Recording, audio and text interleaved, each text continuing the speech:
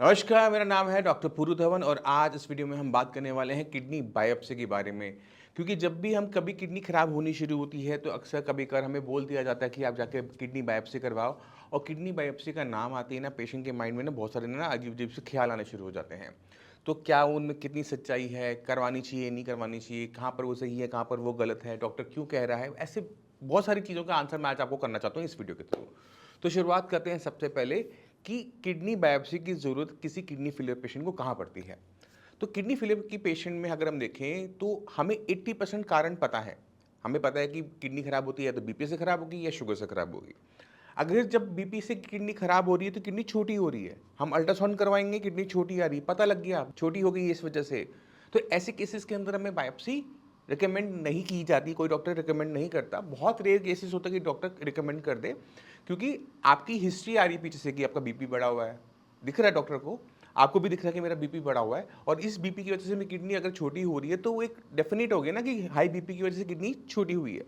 ऐसे केसेस में doctors generally recommend नहीं करते कि आप किडनी बायोप्सी करवाओ, क्योंकि छोटी किडनी के साथ एक और दिक्कत होती है कि किडनी बायोप्सी हो भी नहीं पाती है।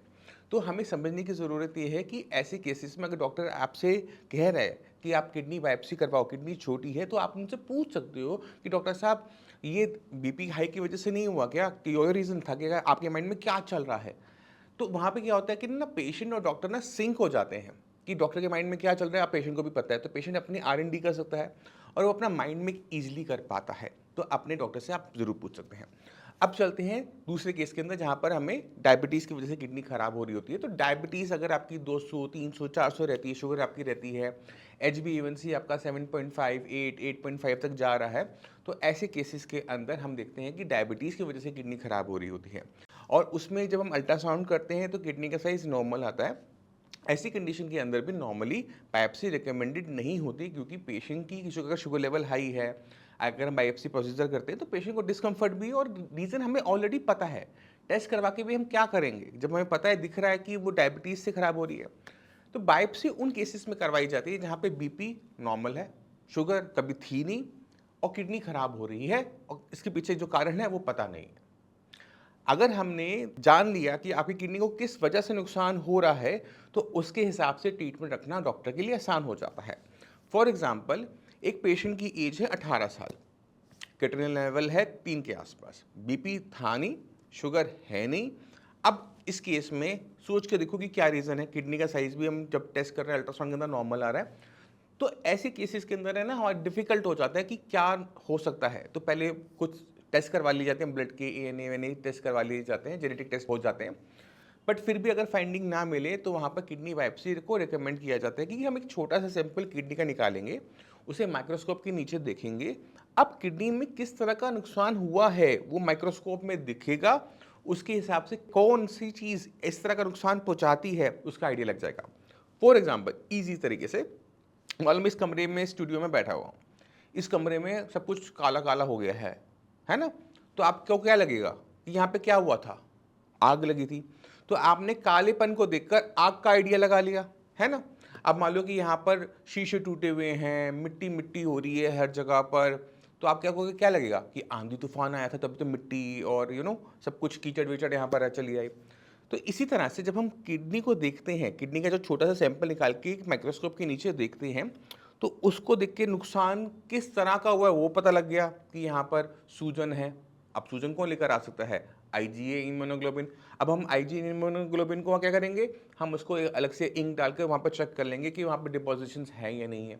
तो वहाँ पर क्या होगा, डॉक्टर को पता लग गया कि किडनी को किस चीज़ ने नुकसान पहुँचाया। अब हमने बात करी IgA इम्यूनोग्लोबिन की। IgA नेफ्रोपैथी एक ऐसी कंडीशन है जहाँ पर आपकी बॉडी का डिफेंस सिस्टम आपकी किडनी को नुकसान पहुँचा रहा है।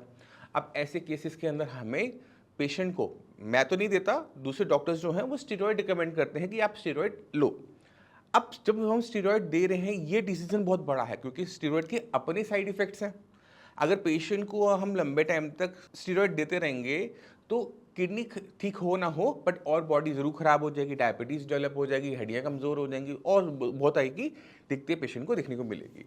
तो ये जो डिसीजन है मेडिसिन को रखने का, स्टेरॉयड को देने का ना देने का, वो बायोप्सी पे डिपेंडेंट होता है। तो जब भी डॉक्टर को लगता है कि पेशेंट के साथ ये दिक्कत हो सकती है, फलाना दिक्कत हो सकती है, तब डॉक्टर पेशेंट को बायोप्सी के लिए रेकमेंड करते हैं कि ओके गो फॉर बायोप्सी, पता तो लगे कौन सी चीज़ नुकसान पहुंचा रही है। अक्सर छोटे बच्चों में, 5-6 साल के बच्चों में, 10 साल के बच्चों में या फिर यंग एज के लोगों में बायोप्सी का जो है वो ज़्यादा करवाया जाता है, क्योंकि उनमें बीपी शुगर होने के जो चांसेस होते हैं वो रेयर होते हैं, कम होते हैं कंपैरेटिव टू जो 30 प्लस में होते हैं। तो बायोप्सी से डरना नहीं है, उसकी रिक्वायरमेंट को समझना है। अगर उसकी रिक्वायरमेंट आपको लग रही है, डॉक्टर को लग रही है, आप दोनों को लग रही है, मिलकर लग रही है, तो बायोप्सी करवाने में कोई दिक्कत नहीं होती। बहुत छोटी सी सर्जरी कह सकते हो कि बहुत छोटा सा प्रोसीजर होता है, वो होता है, और कम से कम क्लैरिटी आ जाती है कि किडनी को कौन सी चीज़ नुकसान पहुंचा रही है। तो मैं उम्मीद करता हूँ इस वीडियो से बायोप्सी के बारे में आप समझ गए होंगे। बट फिर भी अगर आपका किडनी लेवल बढ़ा हुआ है, हम उसे डाउन करना चाहते हैं, तो हमें अपनी बॉडी को, अपनी किडनी को समझना पड़ता है। अगर हम अपनी किडनी पे काम करना शुरू करते हैं तो किडनी बहुत तेज़ी से डाउन होते हैं, जो कि आप इन पेशेंट से भी देख सकते हैं। आज हमारे साथ है नीतू जी, है ना। नीतू जी को किडनी फेल हुई है हाई ब्लड प्रेशर की वजह से। आप आए थे हमारे पास फर्स्ट टाइम, कौन से कब आए थे? 10th अप्रैल को आए थे। अप्रैल। और तब हमारे किडनी लेवल कितने थे? 4.5 था डॉक्टर। 4.5। और आज अप्रैल मई जून हाँ दो जी। दो महीने हुए हैं तकरीबन, जी डेढ़ जी जी। महीना। अब डेढ़ महीने बाद किडनी लेवल हमारा भी कितना आ रहा है? अब आ गया 2.9। 2.9 चल रहा है। तो जो उस टाइम में कोई सिम्टम थे बॉडी में? बहुत सारे सिम्टम्स थे। बताओ। मुझे बहुत ज़्यादा पेन रहता था, पैरों में तो स्पेशली पेन था, सूजन भी थी, और मेरे को बहुत ज़्यादा थकान हो जाती थी। तो स्कूल जॉब करती हूँ, क्लिम्बिंग में बहुत प्रॉब्लम आती थी, सीढ़ियाँ चढ़ने में, और सांस फूलता था, ब्रीदिंग की बहुत प्रॉब्लम हो रही Breathing थी, और problem। मैं घबराई भी बहुत ज़्यादा थी। और अब क्या है? अब कोई दिक्कत हो रही है अब ऐसी? तो एकदम नॉर्मल है। बिल्कुल नॉर्मल हाँ हो गई। नॉर्मल। अब ये इनको दिक्कत क्यों आई? मैंने नीतू जी से वादा किया था इनको सब कुछ बताऊंगा कि ये दिक्कत क्यों आई, जिससे आप लोग भी समझ सको। तो नीतू जी की जो किडनी खराब होनी शुरू हुई थी वो हुई थी हाई ब्लड प्रेशर की वजह से। जब आप फर्स्ट टाइम आए थे, आपका जो ब्लड प्रेशर हमारे पास नोटेड है 140/100। अब जब बीपी बहुत हाई रहता है तो ब्लड बहुत स्पीड से किडनी की छोटी छोटी कैपिलरी में एंटर कर रहा होता है। उसकी वजह से क्या होता है कि जब ब्लड एंटर कर रहा है, वैसे तो बहुत पतली सी है, वो आपकी हेयर की साइज से भी 1/3 पतली होती है। जब उसमें प्रेशर से अटैक करती है ना, तो उसकी जो वो आउटर वॉल है वो हार्ड हो जाती है। हार्ड होने का मतलब वो मोटी हो जाएगी। मोटी हो जाएगी तो अंदर का स्पेस और नैरो हो जाता है, तो ब्लड वहां से फ्लो नहीं कर पाता। अब किसी हिस्से को ब्लड ना पहुंचे, ऑक्सीजन ना पहुंचे, तो वो हिस्सा डेड होना शुरू हो जाता है। तो ये इसको हम कहते हैं, जब हम इसकी बायोप्सी करेंगे तो उसके अंदर हमें 2 टाइप का नुकसान देखने को मिलेगा। वो आएगा स्क्लेरोसिस, कि वो हिस्सा हार्ड हो गया, डेड हो गया, नॉन फंक्शनल हो गया। दूसरा पार्ट वो आएगा जिसमें हमें देखने को मिलेगा ग्लोमेरुलोनेफ्राइटिस, यानी किडनी के अंदर सूजन होना। मरने से पहले, हार्ड होने से पहले वो एकदम कहीं चोट लगती है रेड हो जाता है, वैसे किडनी के अंदर भी कोई एरिया इन्फ्लेम्ड हो जाता है। तो आपके उस टाइम में इन्फ्लेमेशन वाला पार्ट बहुत अच्छा था, डेड पार्ट भी था, इन्फ्लेम्ड पार्ट भी था। तो इन्फ्लेम्ड पार्ट वापस आ रहा है, तो ओवरऑल जो लेवल है वो 4.5 से वो 2.9 है। जी। किडनी की फंक्शनिंग बढ़ी है, इस वजह से जो सिम्टम्स आपकी बॉडी में आ रहे थे वो डिसअपियर कर गए हैं। स्वेलिंग जो थी वो चली गई। स्ट्रेस में थी किडनी काफ़ी ज़्यादा, मुझे ऐसा हाँ, लगता है, प्रेशर में थी। क्योंकि तो मैं कई बार फैमिली को ये कंप्लेन करती थी कि मुझे बैक पेन हो रहा है, बैक पेन हो रहा है, और ये एक नॉर्मल पेन नहीं था। जैसे कई बार लेडीज़ को होता है ना कि आफ्टर डिलीवरी भी पेन होता है, ये कुछ अलग टाइप का पेन मुझे इस बार फ़ील हो रहा था। लेकिन मुझे ये पता नहीं था कि ये किडनी से रिलेटेड है, क्योंकि कुछ डायग्नोज़ ही नहीं हुआ था उस टाइम। नॉर्मली ना किडनी के पेशेंट्स को ना पेन नहीं होता, अच्छा। तो वो हमें देखना पड़ता है कि वो बैक में पेन वीकनेस की वजह से आ रहा है वीकनेस, हाँ। या फिर वो बोन की वजह से आ रहा है। क्योंकि जब तक किडनी के अंदर स्टोन नहीं होंगे, यूरिन का फ्लो ब्लॉक नहीं होगा, उसमें इन्फ्लेमेशन आएगी नहीं, वो इन्फ्लेमेशन नेबरिंग ऑर्गन्स में नहीं जाएगी, तब तक आपको पेन फील नहीं होता। तो मोस्ट प्रोबेबली वो किडनी का पेन नहीं था, किडनी के रीजन में जरूर हो रहा था, बट वो वीकनेस की वजह से हो रहा था, क्योंकि उस टाइम आप खुद कह रहे थे वीकनेस बहुत ज्यादा किडनी की वजह से नहीं होता। तो आपने यहाँ पर आने से पहले कैसा एक्सपीरियंस रहा आपका? कहाँ कहाँ दिखाया, डॉक्टर ने क्या बोला था? हमने हमारे घर के आसपास के जो डॉक्टर, लोकल डॉक्टर्स थे, उनको दिखाया। उन्होंने किडनी डॉक्टर को भी हमें उन्होंने बोला कि जाकर दिखाइए, वहाँ दिखाया था। फिर उसके बाद वहाँ से जो हमने ट्रीटमेंट फर्स्ट ली, उसके बाद तो और वैल्यूज़ मेरी शूट अप हो गई आगे। तो पूरी फैमिली हमने डिस्कस किया। अच्छा, जब आप गए थे तब लेवल वहाँ पे क्या थे? पहले 4 था, उनके ट्रीटमेंट लेने के बाद 4.5 हो गया। अच्छा, जब हम यहाँ पे नहीं आए थे। ठीक है, तो स्लाइटली हमारा इंक्रीज था। हाँ जी। ठीक है। और डॉक्टर ने कुछ बोला था अलग से? डॉक्टर ने तो सारी हमें कुछ अलग से तो नहीं बोला, बस एक मेडिसिन का पूरा डिस्क्रिप्शन दे दिया।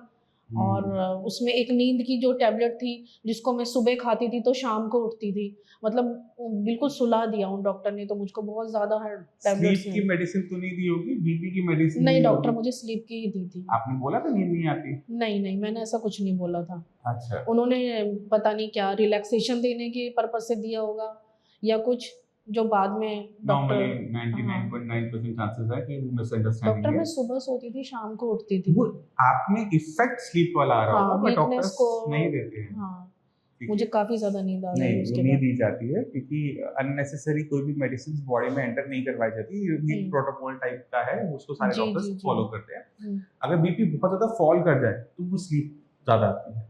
और आप क्या बता रहे थे, आपको बायोप्सी के लिए भी बताया गया था? हाँ, मुझे बायोप्सी के लिए भी बोला गया था, जिससे मैं बहुत ज़्यादा घबरा गई थी, क्योंकि मैं किसी तरह की सर्जरी नहीं चाहती थी। ठीक है। नॉर्मली जो आपके लेवल थे 4.5 पे बायोप्सी नहीं बोली जाती क्योंकि आपका बीपी भी बहुत छोटा था, तो चांसेस आपके बहुत कम थे कि डॉक्टर बायोप्सी परफॉर्म कर पाते, क्योंकि आपका जो किडनी का जो साइज है वो स्लाइटली अब छोटा होना शुरू हो चुका है, तो चांसेस कम थे। हुँ।